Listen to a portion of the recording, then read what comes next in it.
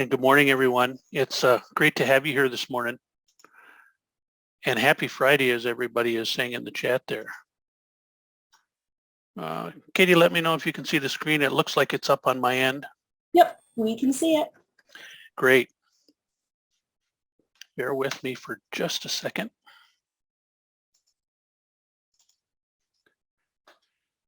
So again, good morning. One of the most fun things that I get to do each year is reach out to the geospatial community and learn a little bit about all of the good work that you are doing. And then I get the opportunity to share that here in the State of the State with you at the conference. Today, you're going to see just a small compilation of the good work that's going on, but please recognize there's much more going on out there. And I thought it would be fun. I'm going to share some of the work here, but maybe you drop some of your good work in the chat. And if there's a URL that folks can go see, it would be great if you could share that. So this year, my focus is the Power of Partnership. Each year, I try to focus a little bit on a theme, and I want to share some of the progress that helps us to make that progress through partnership. Many thanks to the consortium for providing this opportunity to share with all of you. I'm going to start out again this year, as I did the last time we met, with COVID, of course, taking a huge role in how we're serving the citizens of Minnesota and really the citizens of the United States and the world all over. Everything from the number of cases, which continue to grow, I think you're all aware of that, to the important information on vaccines and the dashboards that are available there about the population that is getting vaccines and the different types of vaccines, to lots of statistics about age, and of course where you can even go and find your vaccines. And this map will be changing in the next few days to include that next phase of vaccines where the 5 to 11 is going to start to open up. So look for that change that's coming. But to all of you who have been involved in the support of COVID using your GIS tools, thank you. Here's a great example coming out of Carlton County. Thank you, Jared. And I'm going to say this wrong probably, but Siona, they kind of did the whole suite from, if you look at the information portal that they had related to flu vaccine, this is not specifically COVID, but flu, they built out an Esri hub. And you heard about some of this yesterday when Jared presented and shared some of this information. But they used Survey 123 for the pre-registration. They used ArcGIS Pro for the planning and the drive-through aspect of what was set up to support public health there in Carlton County and the different stations that were set up through the drive-through. And then they finished it off with ArcGIS dashboards for sharing the results. Just an awesome example of leveraging GIS to impact public health. When you think about this, the pandemic really brought together GIS and public health and human services. That collaboration really gained knowledge across the departments, both on the GIS side and on the public health side, and has created a bond which has inspired new ideas and projects outside the scope of the pandemic. So creating relationships and partnerships that will breed new partnerships going forward. Truly, when you think of a pandemic, it's a horrible thing, but through the work of Jared and other folks that are participating in this, new partnerships are being formed. So that, to me, is really cool. Some activities going on in the cities, common things. Again, the dashboards and the statistics by the different ethnicities, by race. The city of Minneapolis there and how the vaccines are and cases are taking place in individual neighborhoods. All good work by all of you supporting the pandemic through GIS. There's all kinds of regional partnerships. I'm only going to exemplify one here, but there's strong partnerships going on in the Arrowhead where they're working to align boundaries along county borders. For you folks can imagine when we take your local information and try to aggregate it at a state level, sometimes those boundaries don't always line up. So there's good work going on in the Arrowhead to start to build out some common practices for how we can do that, starting with PLSS monumentation. You heard about some of that yesterday in a panel. Well, here's some activities going on in the metro area. I think most of you probably know there's been strong spirit of GIS collaboration among the metro counties for many years, and that certainly expands into Metro GIS. They're collaborating closely with the Metro Council, MESB, and 911 GIS on 911 to create common data for what will roll out on 911, and I'll share a little bit more about that in some slides further down.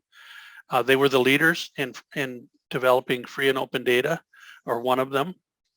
Clay County also comes to mind in this area, who's had free and open data for years, and I'll show you where we're at in terms of free and open data here in just a little bit. But they really partnered together early on to create some consistent messaging that they could use with their county management and policymakers to open doors for open data and data sharing. They've continued to leverage each other's successes in adopting those policies, and now all of the metro counties, of course, are open. They've been a huge help in helping develop standards. They were actually ahead of some of the state standards and gave us things to work from at a state level. And they quickly embraced those state standards when they were ratified by the council. They continue to meet monthly and share ideas and insight and applications. And this is similar to other regions and the importance of regional partnership and collaboration. And of course, they leverage that opportunity to come together to not only share ideas, but code, application, and really come together to see where they can further share in the metro to advance GIS, both as a collaborative and within their individual counties. Here's an example of some work that's going on in children and families. With last year, it was the learning dashboards. This year, the Department of Ed is concentrating on review of all the school program locations. They're also having a continuous review of the parcel of past work you see down there in the right-hand corner along those school district boundaries. And then they're working on a new data set for emergency planning for public school buildings. So lots going on to support our students in the activities that are related to schools. We always like to look at the environment. This just shows the breadth of the partnerships that are going on. Here's an example of Stream Biological Data Field app pilot. This is really a pilot that helped move a real-time gathering of data into the field. And this is not only occurring here in the environment or the natural resources sector, but this is occurring all over where you folks are moving data collection right to the field. But this one was data collection by stream biologists. You can see a little bit of the work on the left there about some of the work that they're doing, while at the same time they're able to be right there in the field and gather information through Survey 123. And the data you can see includes stream characteristics and information about fish and invertebrates. And the cool part is it replaced 10 forms, paper forms, with electronic forms that can now go right into a database.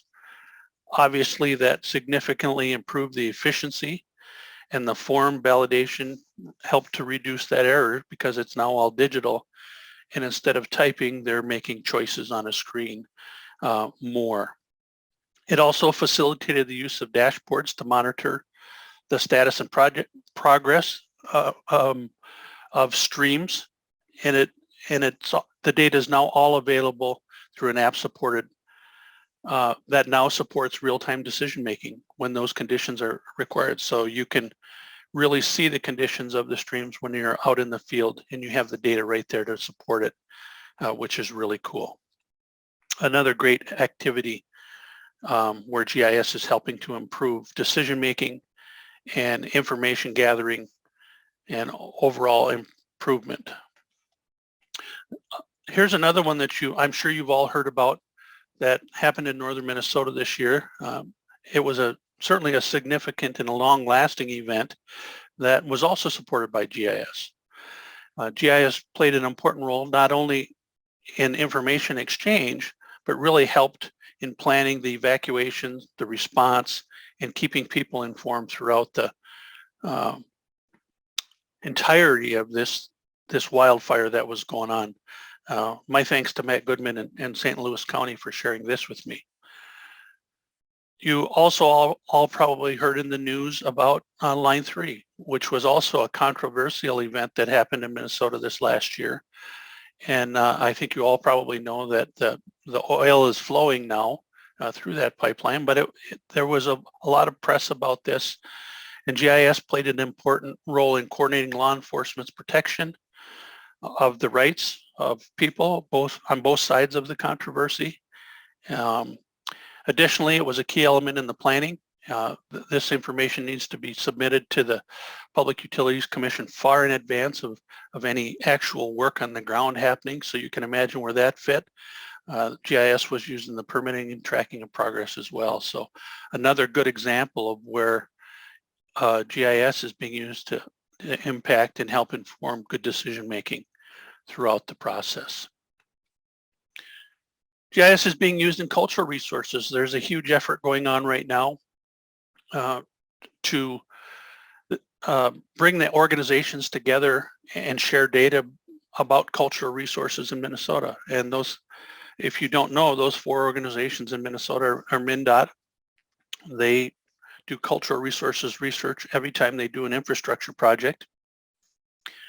The State Historic Preservation Office out of the Department of Admin, the Minnesota Indian Affairs Council, and the Office of the State Archaeologist are all keeping information about our cultural resources in Minnesota. In that couple of slides ago, I showed you some field forms, and we're working with them now to bring their data collection in through Survey 123, in through GIS databases so they can see where all these events are. So look for more to come out of that community, but here's an example of where they're using GIS to track National Register of Historic Places, county by county. Great work that's going on. Open data. Many of you have been following this for years. It's happening in many different areas around the state. So thank you to all of you who have participated in that. There's now 45 counties that we're tracking as open. Access to many of those sites, as you can see in the slide on the right-hand side there, there's now 117 resources found under open data on the Geospatial Commons, which is a huge step forward. Year by year, we're making additional progress on this. I have a personal 2022 goal to work with the authoritative data sources to release statewide address points, road center lines, and parcels. This is work that's been going on for many years and doesn't happen without our county and our city partners out there who are producing that authoritative data. So great work, everyone. Obviously, there's more work to do. And this just shows the power of partnership. What I will say is many of those, the information on open data that's been put together by that Metro coordinating group and Metro GIS is now available to other counties on the Metro GIS website to learn how they may put together a policy that supports open data. So check that out.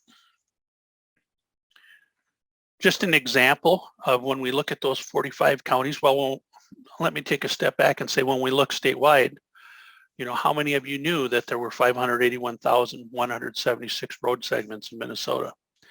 You can see that much of our state is really covered by roads when you look at a macro scale. When we look at how much of that is available through the open data counties, that's 407,000 of those segments. Nearly 70% of the statewide road center lines are located in open data counties. This is just a little comparison that we decided to do. Statewide address point locations. All of you in our counties, thank you, have been working to put together statewide addresses. To date, we have 2,413,031 addresses. Obviously, that changes every day as new construction comes on board.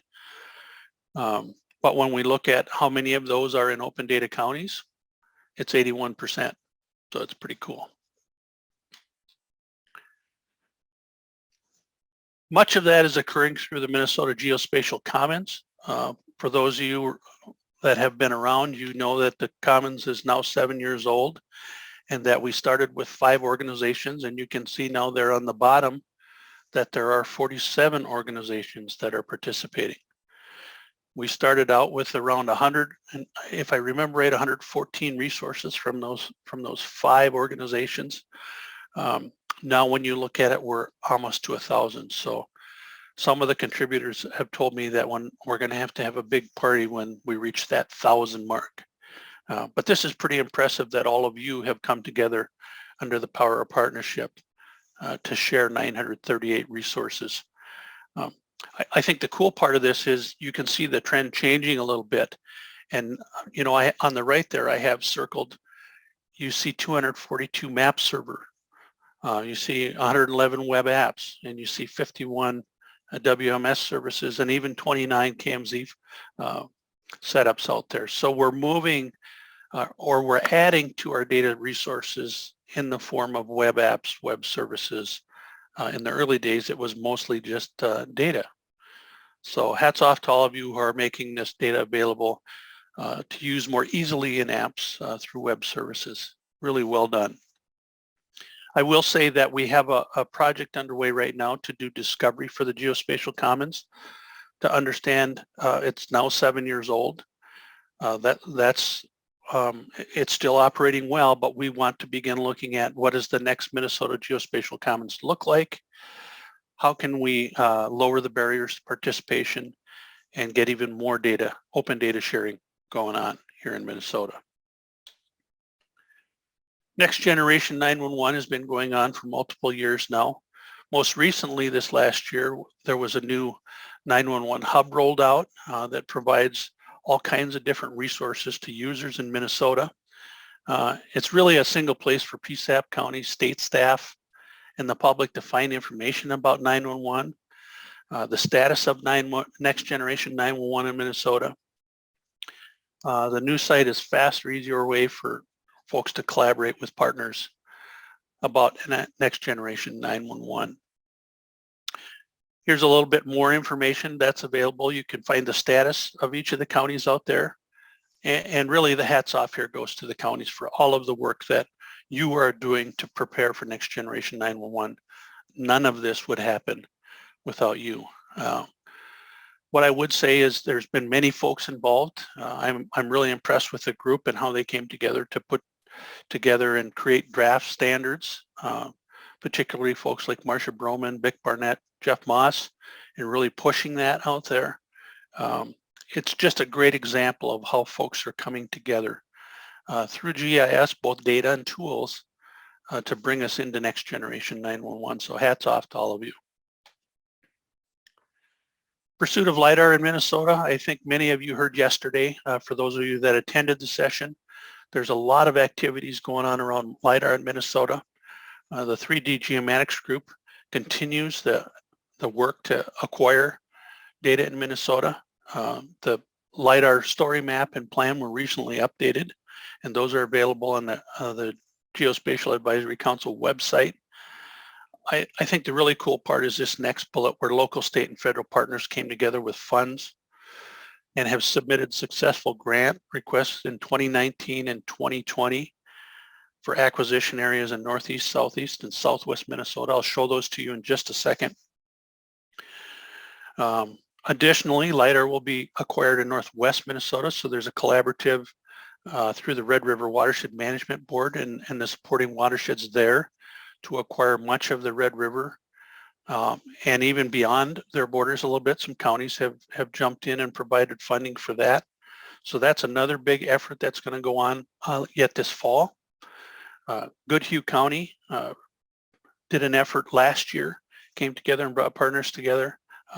Some awesome data coming out of Goodhue County, and you heard about that earlier in the conference.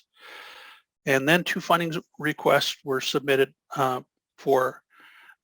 in October yet here for potential grants for additional acquisition in spring of 2022 and I'll show you where that's going to occur here just in a second. Those are the LiDAR plan and the story map. I believe we'll be making these slides available, but they are out on the Geospatial Advisory Council homepage or at these links here. These are an example of the LiDAR acquisition areas and further broken down into the blocks. When the group works together to put their grants together, they generally try to follow these boundaries. They change a little bit, and you can see that they really line up with counties and watersheds. That's an important distinction, and you'll see that farther down where the Southeast Collect is actually collecting up into Dakota County there for the Cannon River watershed. Here's an update of where we're at for those of you that were not at the session last year. Rainy Lake and Lake Superior have been funded and acquired. That's the far northeast part of the state. Southeast and Southwest have been funded and acquired. You can see that Pine County was previously acquired. I already mentioned that Goodhue was acquired. And we're working on the upper Mississippi and central Mississippi River for those two grants that I mentioned earlier as potential grant areas. Now, I was on a meeting with USGS and other states yesterday, and USGS mentioned that they thought that they would have announcements on grants back to those that have submitted grants early in December. So if that's the case, we would know about a month earlier this year than we heard last year. Here's an example of the program that we're participating in. I'm not going to read all of these, but you can see that Minnesota is mostly light colored. We were one of the first to get statewide LiDAR, but it no longer meets national specifications. So we are a target area for grants, and we've been very successful so far. Enough about that one for now, but just know that this is a huge partnership opportunity, and here's an example of why. You can see that the partners have come together. On the left side, I have the number of Minnesota partners, and then you can kind of see the funding that they're bringing together for each of the areas. This doesn't happen without the power of partnership. You can see that by us bringing together about $3 million in partnership funds, we were able to leverage a little over $6 million in federal funds. Now that extends even further now for the planned areas. You can see that the number of partners have even grown. Thank you to all of the partners. This doesn't happen without you. And in this scenario for the two planned areas, we're leveraging just about $3 million from local partners to try to leverage $5.5 million for LiDAR acquisition from our federal partners. So this just gives you an example of the power of partnership. We were able to bring this many partners together to leverage $6 million. Huge step forward. And again, thank you to all the partners. I would be remiss if I didn't talk a little bit about standards. There's been active work going on throughout the year. For those of you that didn't know, there was a bikeway standard that was approved in September. There's been a metadata standard subgroup formed. I think that kind of fits in with where we're going with the Geospatial Commons and how we can gather the right amount of metadata, but at the same time, make it easy to share data. There's a Minnesota River Reach and Water Course ID standard that's in preliminary review by the Standards Committee.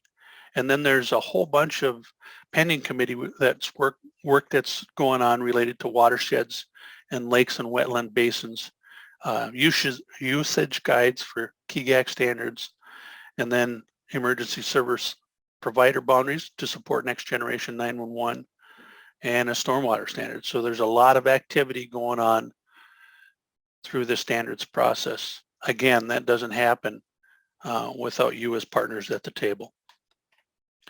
I would be remiss if I didn't talk a little bit about the good work going on by the consortium itself. For those of you, you may or may not know that each year the consortium provides a GIS for Educators Day by the numbers. There were 50 attendees. 28 of those were new to Educator Day this year. 35% were beginners, 26 were intermediate users, and 40% were advanced. So this is really cool because we get the advanced folks helping the beginners, and it's just really an outstanding way for the program to grow from within. 31 of those folks were in the social studies realm. We had 8 science and 11 mixed or many other. There were 11 presenters this year, which is really cool. That's a great number. There were 24 CEU certificates for teachers in 21 different school districts involved. The event also included discussion from our Minnesota on the Map winner, the first place winner, Harmony Tracy from Cloquet High School joined us and shared her work about climate change and wild turkeys and how their range is potentially growing, where she did a wonderful amount of work to put a survey out there, as you can see on the right, and wrap that up with a whole story map about wild turkeys and how their range is changing. Just a wonderful set of work by high school students. And Harmony was just great when we got to hear on Educator Day. So hats off to that younger generation as they get more involved in GIS. And then finally, the Minnesota Distinguished Educator Award gets recognized each year. This year it was Brianne Wegter. She's from Sauk Rapids High School. She's a geography teacher there. The human geography teachers now use Minnesota on the Map competition model for their student. So she's really been promoting it. This is great work by the consortium and all involved, especially Stacy Stark. Thank you. And that is my last slide, Katie. Just a little bit of insight as to what's going on all over the state. Now, I haven't been able to look at the chat and see if others are putting their work in there, and I hope they are. But again, thanks to the consortium for this opportunity.